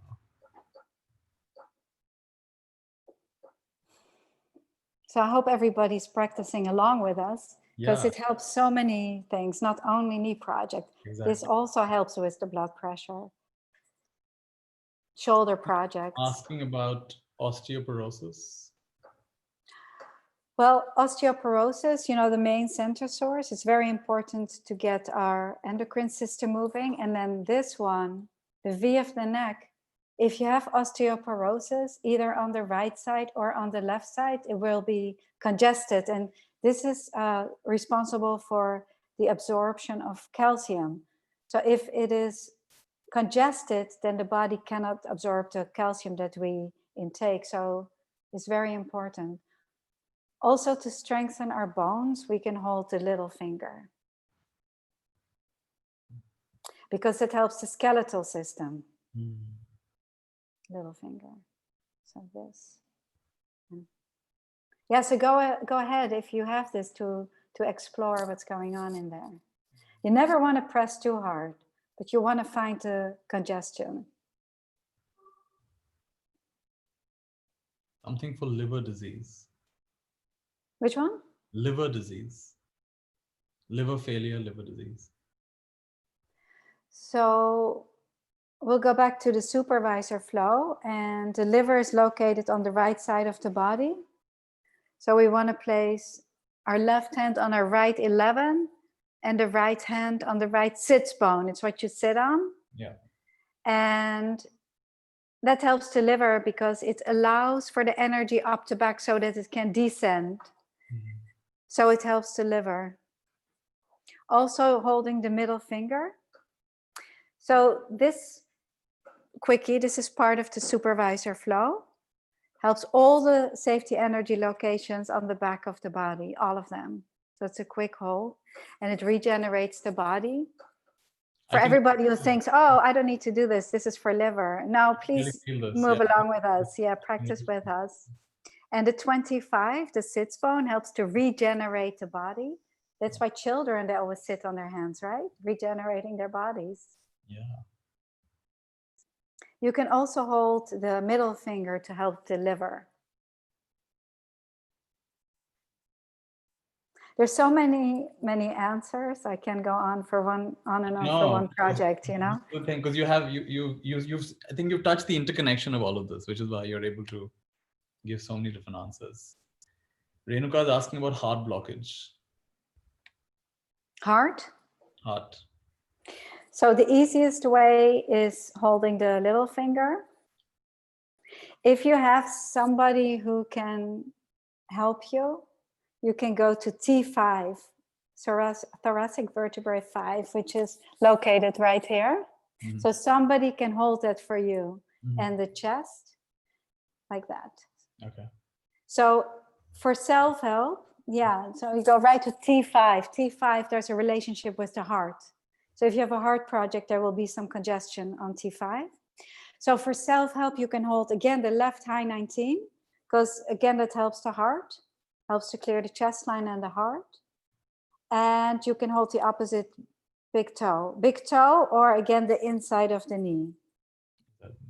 Inside of the knee or the big toe.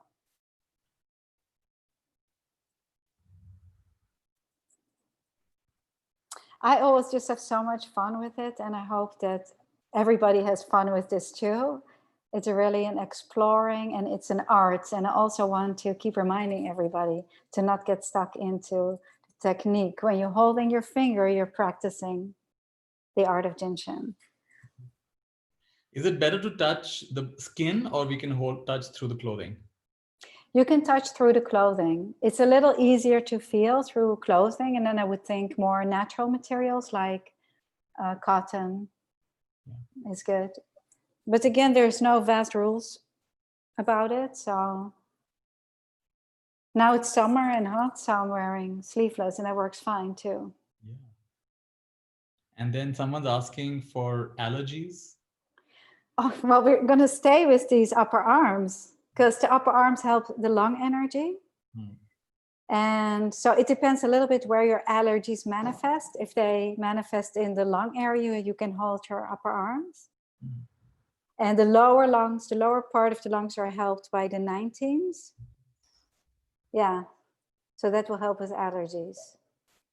Helping the lungs, if you're allergic to cats or dust, then again, the upper arms will help, helping the lungs.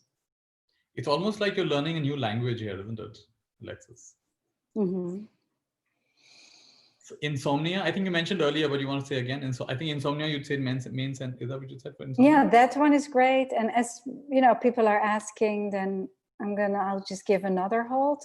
Yeah. I was talking about the thumb. Yeah. And also SEL 18, because it calms the mind.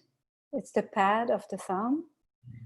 And when I say thumb, it has to do with the stomach flow. So the first step of the stomach flow, because often when you have insomnia, you may worry a lot. So the first step of the stomach flow, this helps to calm the mind as well. So it's 21 and 22, SEL 21 and 22 together.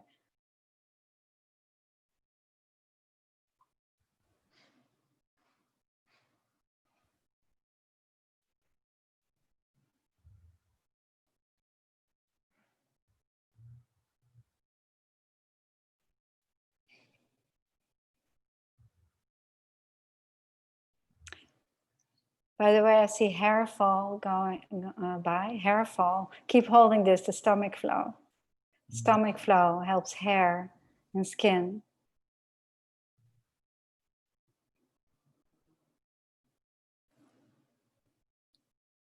So you can practice both sides. If you practice one side, it will help the other side automatically.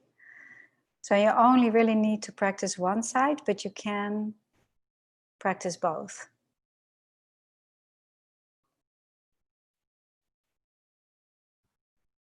This also helps with pimples. I saw another question going by, because the function of depth 1 is skin surface.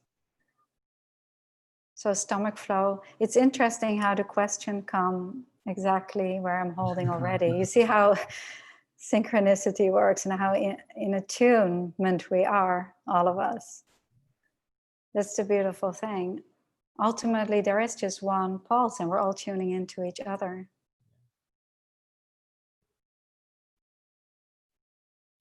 Your videos on Facebook and YouTube talk about specific issues, Alexis? Yes. So we have a lot of videos because during the quarantine, I went live. We did live videos on Facebook every day, and Lola put them all on YouTube. So yeah, please subscribe. It's free, and then you can see all the videos. Or Facebook, but we'll put it up later. Dental issues, someone's asking. Yeah, dental issues. This one also, the stomach flow, because the stomach flow moves through the face like this and goes all around the gum line. So just keep with this stomach flow for dental issues. You can see it in the flow patterns when you look at pathways, how they move through the body, and stomach flow goes like that. Someone's asking a more technical question about, is there any counter effect energetically of including yogic breathwork while doing Jin Shin? So is it bad to include yogic breathwork while doing Jin Shin? As a matter of fact, I've created a class, Jin Shin, with Doniel, who you know, Nithya, which combines Yin Yoga and Jin Shin Jyutsu, oh, wow. where you are in a Yin pose and you're holding the corresponding area, location. It really opens up beautifully. So is that course available on your website, or how does it get? We're gonna have, I think, yeah, we made a video, so we're gonna put it on, and I have some on my Facebook page, and we have some on the YouTube channel. Yes. Okay, great. Where we do like 2 poses, and then we show it with which holds to practice, and even practicing the whole main center source while lying in a yin position. Yeah. Because of course, all these traditions and modalities, they overlap greatly and they support each other. The person who asked the question is from Netherlands, so she's speaking to you in Dutch. Oh, Oi. hi. Dank je wel. Who did? Gezellig. Uh, Yeah. yeah, restless leg syndrome.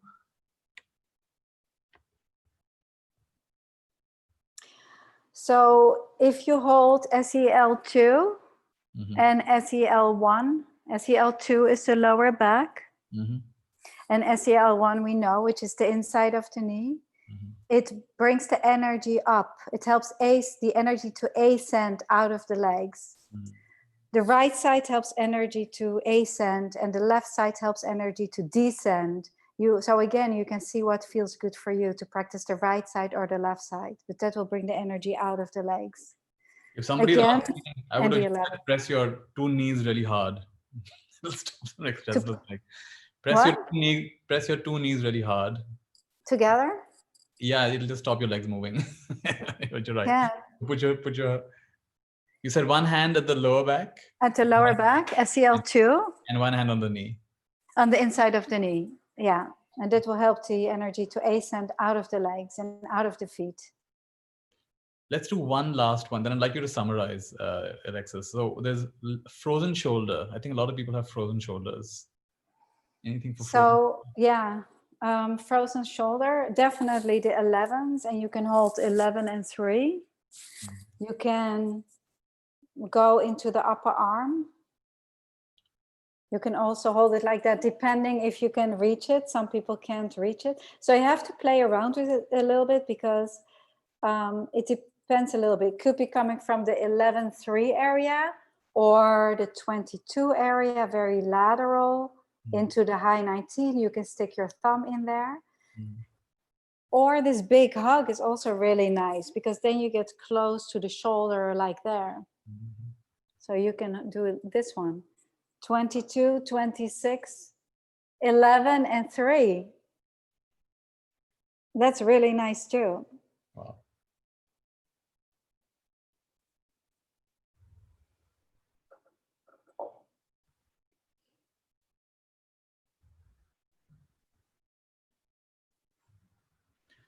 Great. Alexis, put us in some hold, and if you can just start giving us a summary, because some people may have joined late as well. Just give us a high-level summary of what we've learned today, and what would you like us to remember from today's session? Okay, so just give yourself a big hug. Make sure that you're breathing. So as a summary, I would like to start with the main center source energy that connects us to consciousness. It's pure energy. And that is the flow that we practice this one. We have the main center source moving down the center of the spine and then up the back. And this is an oval that's always moving and that is indestructible. It is our lifestyle that will burn our energy. So of this main center source, we have two energies moving. This is called the supervisor energy. And on this supervisor energy, these 26 locations are born. 26 on the right side and 26 on the left side. And we're using these 26 safety energy locations to harmonize the energy in the body. It is important to understand that when all these 26 safety energy locations are open, there is harmony in the body. So this is a very easy way to check it out. Another easy way is to hold your fingers and harmonizing each of the emotional attitudes, because when our emotions are not moving, and in particularly fear, that's a very big one, then we create a disharmony or dis-ease. And so moving through each of your finger, you're harmonizing a cycle of energy, which we call a depth, which houses two organ functions, a function such as blood, muscle, skin surface, deep skin, and skeletal, and an emotional attitude. And then the palm of the hand, which is all inclusive and which gives us energy. Most importantly is to have fun with this, because it is available to all of us and we can practice on many different levels. So I've given a lot of information today, and this is enough to use in your life already. and to just not be intimidated by the art. And you can practice it on your friends and family as well. If you practice it and if you have a body, then, it's for you, and just enjoy. Beautiful. And so now the next step for those who want to be in touch would be to, if they want, they can get your book, they can look up your Facebook page, your YouTube channel, and if they want to have a one-on-one session with you. Let me actually put up that slide. You have a slide for that, how they can be in touch with you perhaps. Yeah, great. So yeah, people can take a picture of the slide and then contact us. And yeah, we have a lot going on at Jin Shin Institute. Yeah, I can share with them. So if everybody just goes to belucid.in after the session, give me about half an hour, and I'll upload today's video as well as all these slides. It'll be there at belucid.in. And most of you already are members, I think, but if you're not, you can just freely join, or if you want to make a contribution, you can. It's an open platform. And you can get all this information there. You can get all these Facebook links and YouTube links. Otherwise, it's quite easy to search. Just search for Jin Shin Institute and look for Alexis. Yeah, we're here, and Lola is here helping me. If you email her, she always gets back to you right away. We are really excited to spread this art, because as you can see, it's so easily accessible and so easy to practice, and it's just not very, very known. And that's what I would like for all of you to share it with your friends and family and enjoy it. Can you give them a way to remember, like the attitudes, the thumb, what are the thumbs? Then is there a fun way to remember that? Worry, fear, anger, sadness, and trying to's. So we get rid of worry fast. Fear, anger, sadness, trying to fast. Worry fast. And bye worry. That's a good way. Nithya, I want to thank you so much for hosting this and introducing this. It's always lovely to work with you. Oh, lovely. And also thank you to Lola, my assistant, who's always there making sure that everything is okay. And thank you all so much for tuning in and learning and growing. It's important to always keep learning and growing. Yes, yes. Let me just, I think it'll be nice if we can just hear one or two participants. Some of them have even raised their hand. And Neelam, do you want to share a little bit about your experience today? Go ahead, unmute yourself, Neelam, if you want to put your video on, up to you. Go ahead, Neelam. Hi, Nithya. Hi, Alexis. Hi. Hi. Thank you so much for your session today. It's really amazing. I've been going through your book for quite a few days, and it's amazing. So, and thanks, of course, to Nithya for, bringing all of us together. I'm a little bit emotional. If I can ask one question. Go ahead. Please ask. Yeah, please ask. My brother, he has a clot in his brain, which is, affecting the blood flow. And I had asked the question, so turn couldn't come. And I just wanted to know, I think for that, the point which you have mentioned in the book is SEL4 and SEL22. So would that be enough? That is good, but I would start with SEL16, okay, which is located at the outside of the ankle bone. So I'm gonna just I'll have a look at the book here. Yeah. Luckily, I was a dancer, remember? It's because the thing is that you want to do something below the waist, because if there is a acute project in the head, you want to bring the energy down first. So you first want to make sure that the 16s are open, and there will be one side that's tighter than the other. It will be very full in there. So you can just really open that up and spend time holding that. You can hold 8 and 16 or 16 and the little toe. Okay. And then when that is clear, you can, if you want, and if you feel it's appropriate, you can go to the head. But in acute situations, you want to work below the waist. And any... because he was advised of the surgery. He was living in Chicago, but he had to come back because of some emergency in the family. So now he's here for a couple of months. Oh, Okay, great. Yeah, so we don't want him to work get operated in India in these COVID times. Yeah. So that's the I think these kinds of things, Neelam, would like they're more precise. It might be nice to consider having a one-on-one with. Yeah, that's what I was thinking. That in case, because my question was way. No, but that's fine. I think it's good because there are certain these are deeper issues, and I'm sure that. Yeah, but then Alexis amazing. can I'm speak sure directly. this is Beautiful. an amazing. I just, just a message, like if there's a critical project above the waist, you want to bring it down. And most critical project like heart, lungs, head, brain, you want to work below the waist first. Okay, so first That's we all. will. And other than that, you cannot make, you cannot make any mistakes with this. The energy finds its way always. Awesome. That's amazing. Well, good luck with that. We need to have one course with her as well. Yeah, why not? We can ask. She's very generous, and I think I was telling her that she has an affinity with India because the moment I announced it, more than 800 people signed up for this session. I didn't even try to put. I just put it in my WhatsApp groups, right? So there's obviously India. My brother is on the call, but he's on the call. He's on the call, but he won't be able to speak because there are a lot of people around him, and no one in the family except me, him, and his wife knows about it. Okay. So I'm in my room, so I can speak from here. All right. So now you know, and a lot of other people all over the world know. But yeah, it's fine. But as far as family doesn't know, it's okay. Thank you so much, Alexis, from all of us in India. And thank you so much.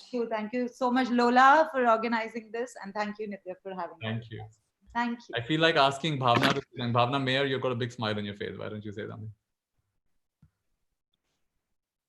Hello, Alexis. Thank you so much for today's session. Actually, I was talking to my husband about this practice, Jin Shin practice. I said, I don't know why Nitya loves this practice, but I tried it multiple times. It doesn't work.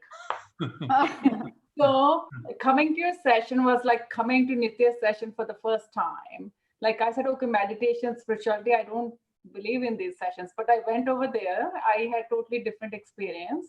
And today I experienced the same feeling with you, Alexis, today also. Like while we were doing practices, people were asking these questions and I could relate to those questions and I could feel just like after yoga, you can feel, oh, all the energy is flowing and all that. So you change the perspective. Like it's not just like holding, it's really feeling and bringing your awareness and all that. So I really appreciate that. Thank you, Nitya. Thank you. Yeah, and your husband is a psycho, right? I mean, a psychiatrist. So something really shifted for you in the way you approach this work. Then. Yeah. Yes, yeah. So I could tell from this session it's going to be a part of my life, just like Nitya is. So I think Jin Shin is going to be a part of my life. Okay. And I live in Florida. And I was looking at your picture and I said, oh my God, Lola, you have this mole in the middle of your eyebrows, which represent bindi. So yeah, look like Indian too. So you have Indian fish and so Alexis, you were an Indian in your last life. I think so. Yeah, I have a great affinity with India and the practices and the whole spiritual journey, and with Nitya. Yeah, right? Yeah, definitely. It's beautiful. So thank you so much, Alexis. Really appreciate it. And thank you, Lola. Thank you so much. All right. Ruth, did you want to ask something for your parents? Let me just unmute you. Ruth is going through her parents. She's been through a really rough patch. Try now.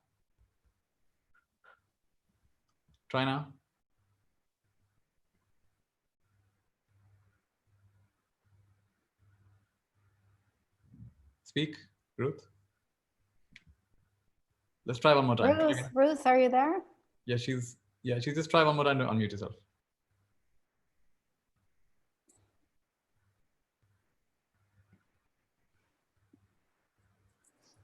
Wait, I'm gonna press unmute, then you press. Okay, just stop. Okay, now try. You should take a little. Like a 2-level thing. I have to unmute and she has to unmute. Shall I? Can you hear me now? You got it. Go ahead, Ruth. Yeah. Well, there are so many things. I guess my question would be, is it okay to work on someone without letting them know you're doing it? Like, because I have actually been massaging my father's shoulders because they're so tight. Is it sort of ethically okay to sort of do a few things without them quite realizing it? if you take the philosophy of that you're not doing anything, that you're a facilitator and you're just Right. holding him, then you're not putting out any of your stuff on it. And actually massage is much more, you know, Jin Shin is much more subtle, works on a Right. much better level. So Right. it almost just feels like a massage, because if you go in a little deeper, Mm-hmm. people are like, oh, you know, this can be tender, or you can hold it very gentle. It's very non-invasive. And also because it goes through the clothing. So yes, it's very much your intention. So if you don't want to be invasive, then I think it's okay if you're already touching him. Yes, and I guess another question, just I don't know if you would have a response to this, but you know, I think my parents are very afraid of dying. And is there something, I mean, there's general anxiety, I guess I can work with, but that, you know, they're very afraid of that. I think that working with SEL4, 4 is the bridge, and it's the bridge between consciousness and unconsciousness, and from spirit to matter and matter to spirit. So if the 4s are open, I think we are more comfortable with matter and spirit. That is beautiful. Thank you. That is really helpful. Thank you. I'm so Thank glad you so you could offer that to Ruth. She's been with the lockdown, and you've been really managing both your parents. First of all, you're lucky to have both your parents who are in their 80s and 90s. How old are they? 89 and 92. Amazing. So at one level, you're really fortunate, but then you've also had to take care of them single-handedly. So I know it's been a really fun. Thank you so much. When you're practicing, you get out of the way. Yes. And that is just beautiful. And I think they will accept it. Thank you. And this is just amazing. Everything you've said today, it just sort of makes everything integrate. And I'm looking forward to getting your book and using all of this information and bringing it to life. Thank you. All right. Thank you, everybody, for joining today. I'd like to, if you can just end with a minute of silence before we just run off, just take a minute to tune in and just a minute of gratitude, minute of silence. I'll hold a mudra. Yeah, let's hold a mudra as well. Let's hold our middle finger mudra if you like.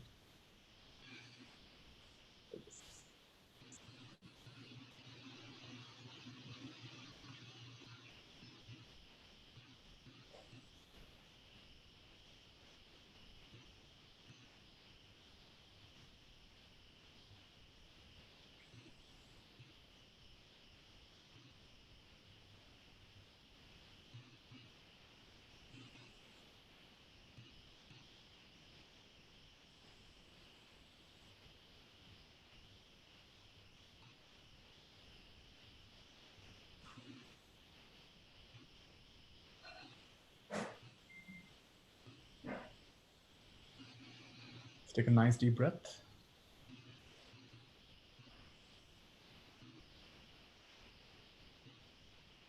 And I just want to say that I'm really grateful to have myself come across the Art of Jin Shin. For me, it's really a way of grace. It's not just technique. For me, it's a way that grace works in our life. And I've definitely felt, just like Bhavna was saying, that after a meditation session or a yoga session, you feel this wholesomeness. I've definitely felt that on so many occasions every time I've done this. So I'd love for you to explore it, each one of you. Give it a fair trial, no matter what your belief system is. And just let your body tell you, let your mind tell you.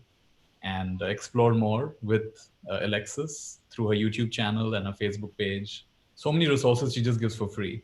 And if you do need more one-on-one help, then look up her book and go ahead and have a session with her as well. So thank you one more time, Alexis, and thank you everybody for joining in today. Lots of love. Let's make a nice Mayurma. This is a symbol behind me. It means infinite loving wishes. Take your hands up and draw a big heart in the air. And then make an infinity symbol 3 times. Second is bigger, and third is huge. And come to your heart, and we all say together, Mayurma. Mayurma means infinite good wishes. All right. Thank you, Alexis. Thank you. Nice. Thanks, everybody. I like to allow people to make noise on the way out. So I'm unmuting everybody. You can say goodbye. Goodbye. Thank you so Bye. much. Thank you. Thank you, Alexis. Thank you. Thank you, Anita, Lola. Thanks. Alexis. Thank you. Bye-bye. Thank you, Alexis. Thank you, Nitya. Alexis, love you, Alexis. Bye. Bye, Nitya. Bye-bye. Take Thank you care. so much. All right. Thank you. Bye bye. Bye, Nitya. Bye, Alexis. Goodbye. Take care. Bye bye. Bye.